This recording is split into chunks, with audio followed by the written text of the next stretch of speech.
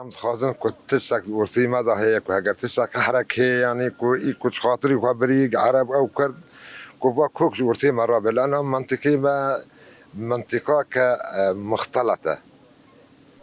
منطقي ما منطقة مختلطة هيدو أم هفدر عيش تبن نها أو بما عيش نابن أم جي بيوانا عيش نابن ده أم ناخذ كوفات تفريقات ورثي ماذا تشبه إيدو كوفات تفريقات ورثي ماذا يعني رابع قال لك باشا يعني ده أول ما هيك يعني أبقى ديمقراطي بشكلك ديمقراطي تشبه أول شيء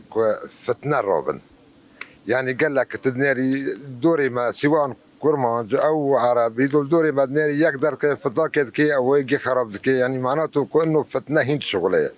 ام دخل موافقتنا رابي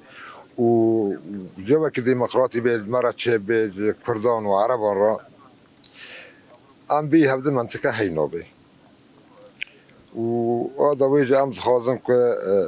قداسي ما جيبيك بكرد وعرب وابواج ورتي مرابي يعني زنواب بسكريكان حل بكن پیش تا بدن خدمتی و منطقی و قضیه و ملتی کن بسلامت و امان ام بالنافي كوبن رب بمينه وبمينه ونمينه اما بالين الا منافي كوبن بمينه بري عين العرب يعني وام دغازن ام جيشكي بهورة متدستقبن تش عشائري كوباني تش وسطي سياسي تش مجتمع مدني تش احزاب كردي ام جي دستقبن خدمتها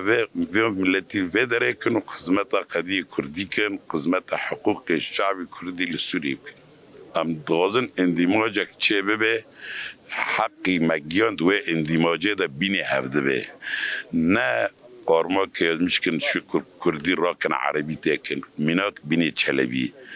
ام دوازن به عدالت اندماج چه به بینی شکل ما اتفاق قریب به حکمات مؤقت